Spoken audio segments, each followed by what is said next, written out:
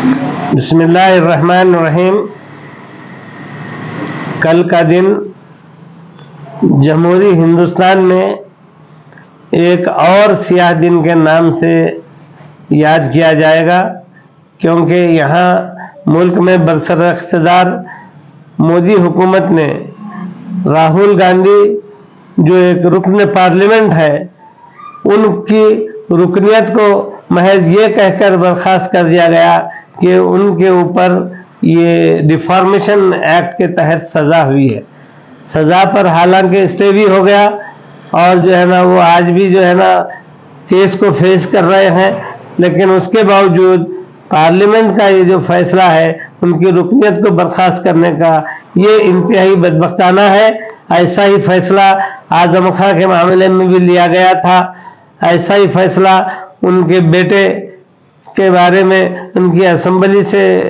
رکنیت کی برخاستگی کا بھی لیا گیا تھا۔ تو بی جے پی جب سے حکومت آئی ہے بہت سے ایسے کام ہو رہے ہیں جو غیر جمہوری ہیں،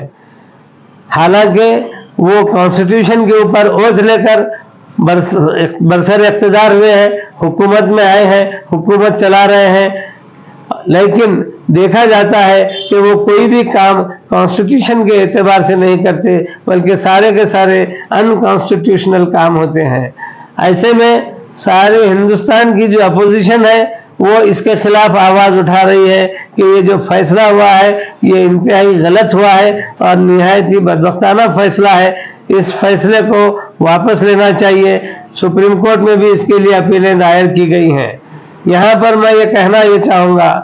کہ آج جو بی جے پی اپنا سر اٹھائے ہوئے ہے، اس کی بنیادی وجہ یہ ہے کہ وہ ایک مضبوط طاقتور اس کی حیثیت سے وہ برسر اقتدار ہیں، لیکن اپوزیشن جو ہے وہ آپس میں بکھری ہوئی ہے،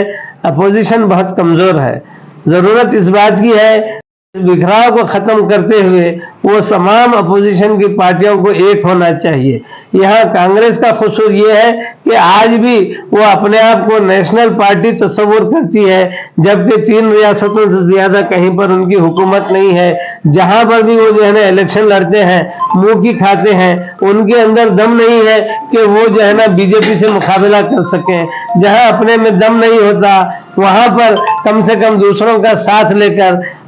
سامنے والے کا مقابلہ کرنے کا رہتا ہے۔ تو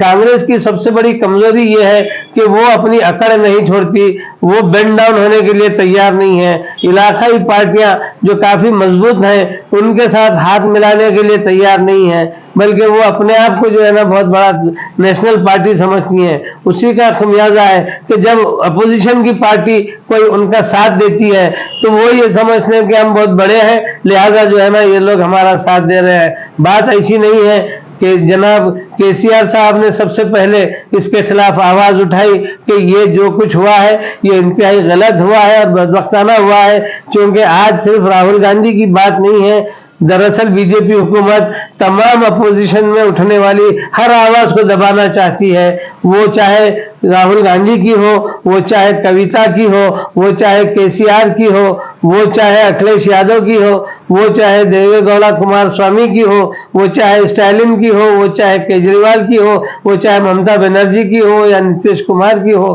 وہ کسی کی بھی آواز ہو، وہ یہ چاہتے ہیں کہ ان کے خلاف کوئی منہ ہی نہ کھولے، ان کے خلاف کوئی کھڑا ہی نہ ہو۔ یہ تو ممکن نہیں ہے۔ یہ ایک جمہوری ملک ہندوستان ہے، یہاں پر ہر ایک کو اظہار خیال کی بھی آزادی ہے اور جو ہے نا ناحق کے خلاف بولنے کی بھی ہر ایک کے اندر جرأت اور آزادی ہونی چاہیے۔ تو ایسے میں یہ جو اپوزیشن کو دبانے کی جو کوششیں ہو رہی ہیں حکومت وقت کی جانب سے، یہ انتہائی بدبختانہ کوشش ہے۔ مودی حکومت کو یہ جان لینا چاہیے کہ کوئی بھی ہمیشہ کے لیے نہیں آیا، یہ جو کرسی ہے یہ کرسی کسی ایک کی ہو کر کبھی نہیں رہی، ایک سے ایک۔ اس سے پہلے اندرا گاندھی بھی اپنے آپ کو یہی سمجھتی تھی کہ اندرا گاندھی کے نام کا پٹا کسی کتے کے گلے میں بھی اگر ٹکٹ باندھ دیا جاتا ہے گدھے کے گلے میں تو وہ گدھے کو لوگ ووٹ ڈالیں گے، لیکن آپ دیکھتے ہیں کہ وہ کانگریس کا حال آج کیا ہو گیا ہے۔ آج بی جے پی بھی یہی سمجھتی ہے کہ بی جے پی کی طرف سے جس کسی کو ٹھہرا دیا جائے وہ جیت جائے گا۔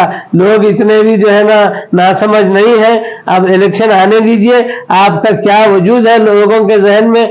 اس کو मुलाजिमतों को लेकर और जो है ना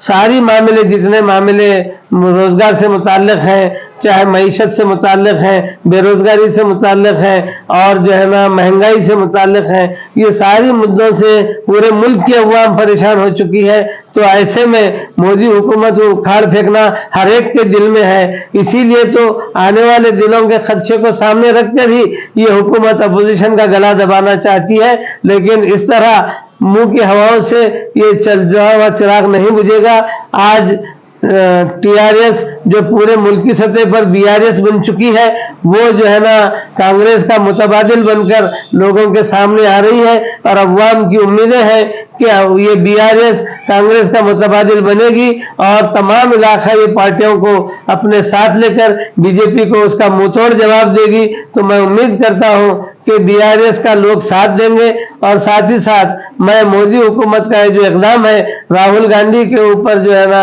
जो उनके साथ जो हरकत है, ये इंतहाई बदबख्ताना है। इसको फौरी वापस ले लेना चाहिए इस फैसले को।